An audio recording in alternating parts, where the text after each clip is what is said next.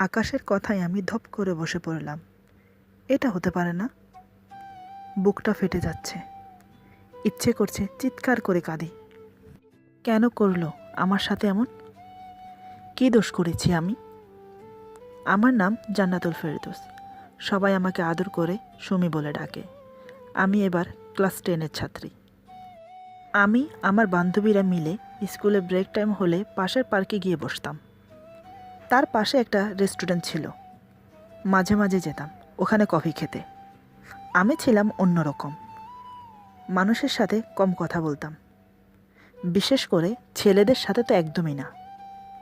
সবাই আমাকে নিয়ে আলোচনা করে আমি নাকি অহংকারী, রূপসী দেখে তাই নিজেকে নিয়ে অহংকার করি।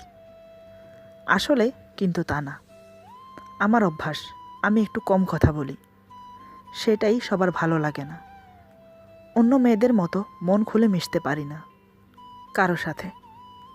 এমনিতে অনেক ছেলে পটানোর অনেক চেষ্টা করেছিল, কিন্তু পারেনি।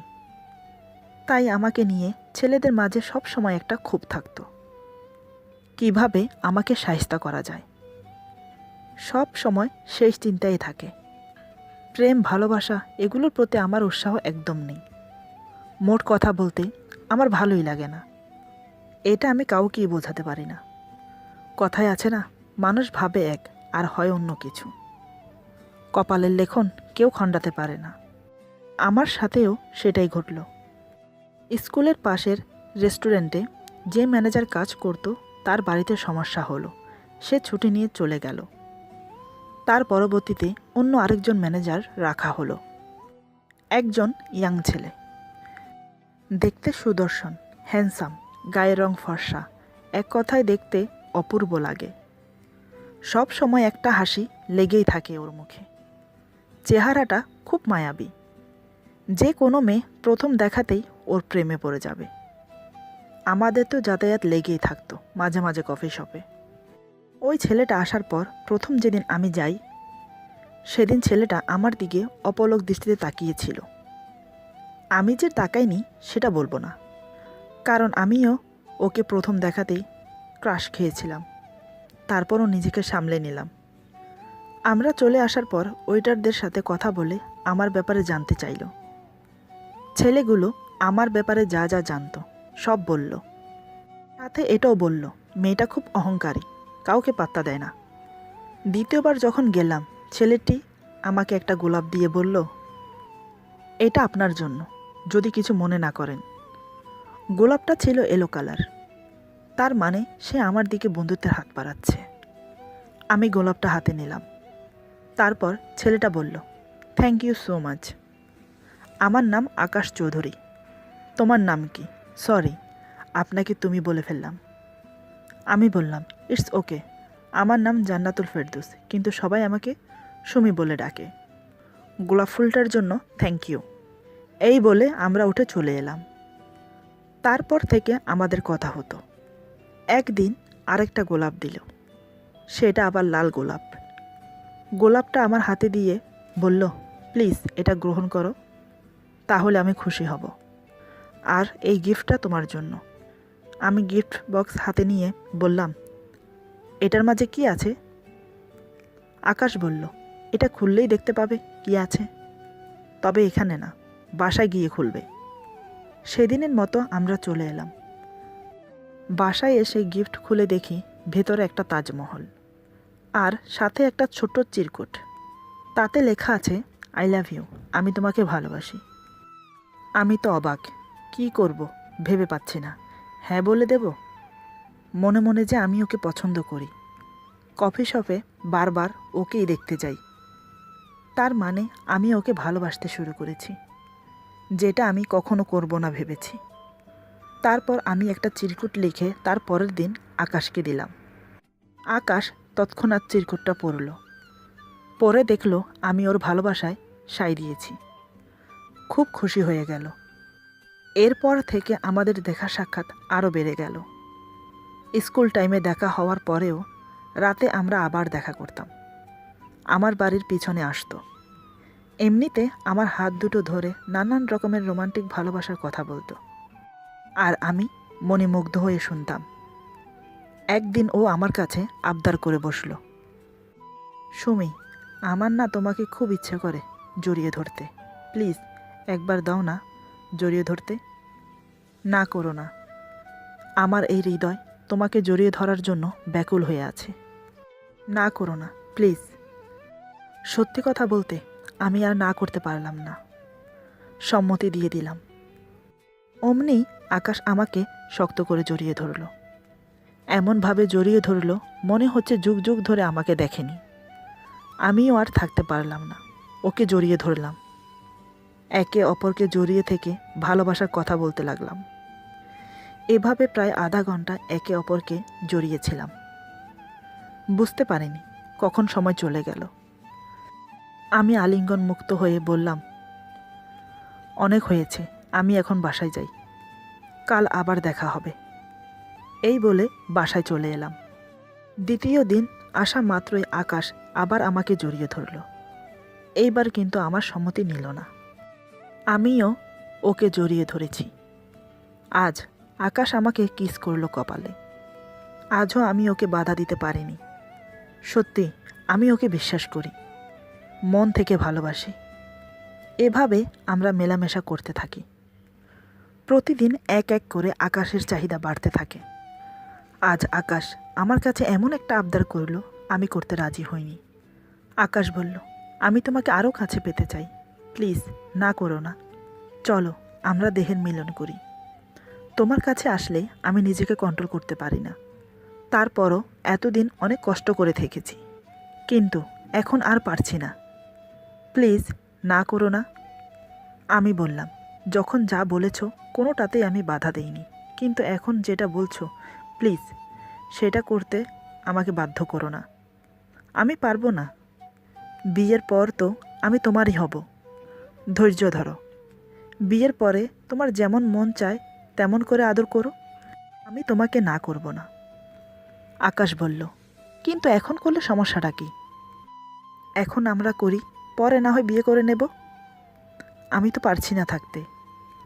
আমার যে কষ্ট হচ্ছে তুমি সেটা চোখে দেখছো না, কেন বুঝতে পারছো না? আমি বললাম, এটা ঠিক না, বিয়ের আগে এসব করা একদম ঠিক না। তাই বলছি বিয়ে পর্যন্ত ওয়েট করো। আমি পারবো না এখন কিছুই করতে। দেখো আকাশ, আমি তোমাকে মন থেকে ভালোবাসি, তাই আমি আশা করব তুমি নিজেকে কন্ট্রোল করে রাখতে পারবে। কি পারবে না? আকাশ আমাকে শক্ত করে জড়িয়ে ধরে বলল, পারছি না, আমি সত্যি পারছি না। যার গার্লফ্রেন্ড এত সুন্দর সে কি করে কন্ট্রোল করে থাকবে বলো? সত্যি বলতে তোমার মাঝে জাদু আছে, তা না হলে আমি আজ পর্যন্ত কোনো মেয়েকে ভালোবাসিনি, শুধু তোমাকে ছাড়া।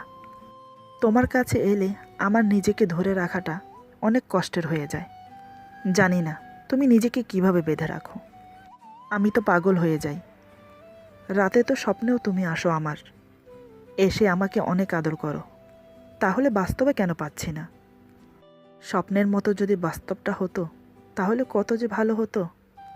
তুমি বুঝবে না সেটা। আমার তোমাকে চাই, প্লিজ সুমি, না করো না আমাকে। শুধু একবার নিজের করে পেতে দাও। কথা দিচ্ছি দ্বিতীয়বার আর বলবো না। আমি তারপরও বাধা দিলাম। এটা হয় না, আমরা একে অপরকে ভালোবাসি। এই যে একে অপরকে জড়িয়ে ধরে ভালোবাসার কথা বলছি, এটাও এক প্রকার গুনাহ। ভালোবাসা পবিত্র, তাই ভালোবাসাকে সবসময় পবিত্র রাখা উচিত।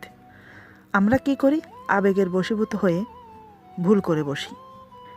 এখন তুমি যেটা করতে চাইছো সেটা তোমার আবেগ, তাই আবেগের বশীভূত হয়ে ভুল কোনো সিদ্ধান্ত নিও না। একটা ছন্দ আছে, প্রেম পবিত্র শিখা চিরদিন জলে, স্বর্গ হতে আসে প্রেম, স্বর্গে যায় চলে। আকাশ বুঝতে পারলো আমি কোনোভাবেই রাজি হব না। সে মনে কষ্ট নিয়ে আমাকে বলল, ঠিক আছে, আমি আর কখনো তোমার কাছে এসব আবদার করব না। তারপর আমাদের মাঝে এভাবে দেখা সাক্ষাৎ হতে থাকে, কিন্তু আগের মতো না। যে আকাশ আসা মাত্রই মুখে একগাল হাসি নিয়ে আমাকে জড়িয়ে ধরত, সে আকাশ এখন দূরত্ব রেখে চলাফেরা করে। যে জায়গায় প্রতিদিন আমার সাথে দেখা করতে আসতো, সে জায়গায় এখন একদিন পর পর আসে। অদ্ভুত অদ্ভুত আচরণ করে। কিছু জিজ্ঞেস করলে এড়িয়ে যায়। একদিন আমি জিজ্ঞেস করলাম, কি ব্যাপার, কি হয়েছে, তুমি এমন করছো কেন? আগের মতো আমার সাথে কথা বলো না, আগের মতো তুমি নেই, অনেক চেঞ্জ হয়ে গেছো। কি হয়েছে খুলে বলো তো, আমি কি কোনো অন্যায় করেছি? আকাশ বলল, কই, কিছু হয়নি তো, সব কিছুই তো ঠিক আছে। তোমার কাছে শুধু শুধু এমন লাগছে। আমিও আগের মতন আছি, তুমিও আগের মতন আছো। পার্থক্য শুধু সময়ের, আর কিছু না। নতুন নতুন প্রেমে পড়লে মানুষ নতুন স্বপ্নে বসবাস করে। যত দিন যেতে থাকে ততই একটু একটু করে পুরনো হতে থাকে। তোমার আমার মাঝেও তাই হচ্ছে। যে যেমন হোক তাতে কোনো সমস্যা না, ভালোবাসা যেন না হারায়। আমি অবাক হয়ে তাকিয়ে রইলাম ওর দিকে। কি বলছে এগুলো? তার মানে আমি ওর কাছে পুরনো হয়ে গেলাম? আমি বললাম, তোমার কথার মানে কি? কিছুই বুঝতে পারলাম না। ভালোবাসা কখনো পুরনো হয় না, না ভালোবাসার মানুষ। যে যাকে সত্যিকারের ভালোবাসে তার কাছে সে সবসময় নতুন। তোমার মতলব কি? কি বোঝাতে চাইছো? একটু ক্লিয়ার করে বলবে? আকাশ বলল, কিছুই না, তুমি শুধু শুধু টেনশন নিচ্ছ। এখানে আমি কি করতে পারি? আমি এবার কান্নায় ভেঙে পড়লাম। ওকে জড়িয়ে ধরে বললাম, দেখো, আমার যদি কোনো অন্যায় হয়ে থাকে প্লিজ আমাকে মাফ করে দাও, কিন্তু তুমি আমাকে এভাবে কষ্ট দিও না। আমি সহ করতে পারবো না। আমি তোমাকে মন প্রাণ উজাড় করে ভালোবেসেছি। তোমাকে ছাড়া একটা মুহূর্ত আমার ভালো লাগে না। তার ভেতরে তুমি যদি আমাকে ইগনোর করো তাহলে আমি কি করব, কোথায় যাব? বিশ্বাস করো, তোমাকে ছাড়া আমি বাঁচব না। অন্ধকারে আকাশের মুখটা দেখা যাচ্ছে না। মনে হলো যেন এক চিলকে হাসি খেলে গেল ওর মুখে। মনে মনে ভাবছে, এটাই তো চাই। আকাশ আমাকে বলল, দেখো জান, ভালোবাসা সত্যিই পুরনো হয় না, না হারিয়ে যায়। ভালোবাসা চির অমর। আমিও তোমাকে সত্যি ভালোবাসি। তোমার থেকে দূরে থাকার চেষ্টা করি, এই জন্য তোমার কাছে এলে নিজেকে ঠিক রাখতে পারি না। বারবার তোমাকে কাছে পেতে মন চায়, তোমার নিঃশ্বাসের সাথে মিশে যেতে মন চায়, তোমার দেহের প্রতিটা অঙ্গের সাথে মিশে যেতে চাই। আর কত ধরে রাখবো আমি, বলো নিজেকে? আমি আর পারছি না। তুমি আমাকে বাধা দিয়ে কেন রেখেছো?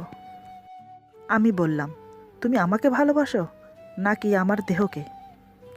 আমার মুখে হঠাৎ এই প্রশ্ন শুনে আকাশ কিঞ্চিত অসন্তুষ্ট হলো। কিছুক্ষণ অপেক্ষা করে বলল, আমি তোমাকে ভালোবাসি, তোমার দেহকে না। আমি বললাম, তাহলে বারবার কেন একই কথা বলো? আমার বান্ধবীরা বলে, যে ছেলে তোকে ভালোবাসবে সে কখনো তোর দেহের দিকে নজর দেবে না, আর যে ছেলে তোকে ভালোবাসবে না সে বারবার তোকে ভোগ করতে চাইবে। তুমি যদি আমাকে ভালোবাসো তাহলে বারবার কেন আমার সাথে সঙ্গম করতে চাইছো? আকাশ বলল, দেখো, রাগ করছো কেন? দেহের মিলন করলে এই না যে আমি তোমাকে ভালোবাসি না। গার্লফ্রেন্ড বয়ফ্রেন্ড একে অপরের সঙ্গে সংযুক্ত হলেই তারা সঙ্গম করতেই পারে। তাতে সমস্যা কি? এটা তোমার ভুল ধারণা। ঠিক আছে, তোমার যখন আমাকে বিশ্বাস হয় না, আজকের পর থেকে আমি কখনোই তোমাকে দৈহিক মিলনের কথা আর বলবো না। এবার খুশি তো? আমি আকাশকে শক্ত করে জড়িয়ে ধরলাম, আকাশ আমাকে। তারপর আকাশ বিদায় নিয়ে চলে গেল। এভাবে আমাদের ভালোবাসা বৃদ্ধি পেতে থাকে। দিন দিন আমি আকাশের প্রতি আরও দুর্বল হয়ে পড়ছি। আকাশ ঠিক আগের মতোই আমাকে ভালোবাসছে, এখন আর দৈহিক মিলনের জন্য প্যারা দেয় না। এটা যে ওর চাল ছিল আমি বুঝতে পারিনি। একদিন রাতে আমার সাথে দেখা করতে এসেছিল। এমনিতে প্রতিদিন রাতেই আসে, কিন্তু এ রাতটা আমার জীবনে কাল রাত হয়ে এসেছিল। সেই দিন আকাশ আমাকে কিছুই না বলে আমার সাথে সঙ্গম করার জন্য তৈরি হয়ে এসেছিল। আমি কিন্তু বুঝতে পারিনি। যখন ও আমার গায়ে এখানে সেখানে টাচ করতে লাগলো, আমার কাছে কেমন যেন অদ্ভুত লাগছিল। আমি বললাম, এগুলো কি করছো? এমন করছো কেন? আকাশ বলল, কেন, তোমার ভালো লাগছে না? আমি বললাম, প্লিজ এমন করো না, আমার এসব ভালো লাগে না, চুপচাপ হয়ে বসো।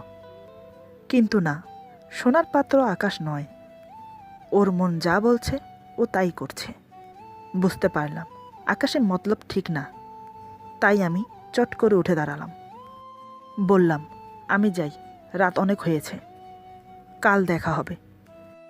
এই বলে যেই না আমি পা বাড়ালাম, অমনি আকাশ আমাকে পিছন থেকে জড়িয়ে ধরে বলল, কোথায় যাচ্ছ জান? এইমাত্র এলে, এখনই চলে যাবে? আগে তো এমন করতে না, আজ হঠাৎ কি হলো? আমি বললাম, তোমার মতিগতি ঠিক নেই, তাই আমি চলে যাচ্ছি, কাল আবার দেখা হবে। কিন্তু না, আকাশ কোনোভাবেই আমাকে ছাড়বে না। ও আরও আমাকে আষ্টে পিষ্টে জড়িয়ে ধরেছে। আকাশ কানে কানে ফিস ফিস করে বলল, আজ তোমাকে যেতে দেব না, এভাবে আমার কাছে রেখে দেব, সারা রাত আদর করব। আমি বললাম, কি করছো এগুলো? ছাড়ো আমাকে, এগুলো ঠিক না। আমি তোমাকে বলেছি বিয়ের পর, কিন্তু তুমি আমার কোনো কথা শুনছো না। এখন ছাড়ো আমাকে, আমি এগুলো করতে পারবো না, প্লিজ আমার কথাটা একটু শোনো। আকাশ বলল, অনেক শুনেছি, এখন আর পারছি না। আজ রাতে তোমাকে আমি চাই, যদি আজ না পাই তাহলে আর কোনো দিন না। আমি বললাম, তোমার মতলব কি? আর কোনো দিন না মানে কি বলছো? আকাশ বলল, সিম্পল, আজ হয়তো তুমি আমাকে আমার মতো করে তোমাকে ভালোবাসতে দেবে, তা না হলে আমি আর কোনো দিন আসবো না। আমি মনে মনে ভাবলাম, হয়তো আবেগের বশে কাছে পাওয়ার জন্য কথাগুলো বলছে। কাল যখন ঘোর কেটে যাবে তখন আর এমনটা করবে না। তাই আমি ওকে বললাম, দেখো, কোনোভাবেই এসব করা সম্ভব না, আমি পারবো না, আর কতবার বলবো। এখন তুমি আসতে পারো, কাল আবার দেখা হবে। কথাগুলো আমি একটু কড়া সুরেই বললাম। তাতে করে আকাশ খুব ক্ষিন্ন হলো। এবার আকাশ চটে গিয়ে বলল, কিসের এত দিমাগ তোমার? সামান্য একটা ব্যাপার নিয়ে এত প্যারা কেন দিচ্ছ? তোমাকে ভালোবাসি বলেই বারবার তোমার কাছেই ছুটে আসি, মনের চাহিদা মেটাবো বলে। টাকা ফেললে মেয়ের অভাব নেই, জোর করতে হবে না, সোজা বিছানে এসে পড়বে। আর তুমি, এত করে বলছি, তুমি বুঝতেই চাইছো না। তোমার ভালো লাগবে তোমাকে ছেড়ে অন্য মেয়েদের নিয়ে ফুর্তি করলে? তাহলে তোমাকে ভালোবেসে আর লাভ কি, যদি নিজের করে ভোগ করতে না পারি? আরে, একটা শরীরেই তো, একটু ইউজ করলে কি এমন ক্ষতি হবে? কেউ বলতেও পারবে না, কেউ বুঝতেও পারবে না। আর তুমি কোনোভাবেই বুঝতে চাইছো না। তুমি যখন সিদ্ধান্ত নিয়েই নিয়েছো, বিয়ে ছাড়া এসব করবে না, ওকে, ডান। তাহলে আমার কথা শোনো, আমি বিয়ে পর্যন্ত ওয়েট করতে পারবো না। আমার আজ এক্ষুনি লাগবে, নয়তো ব্রেকআপ।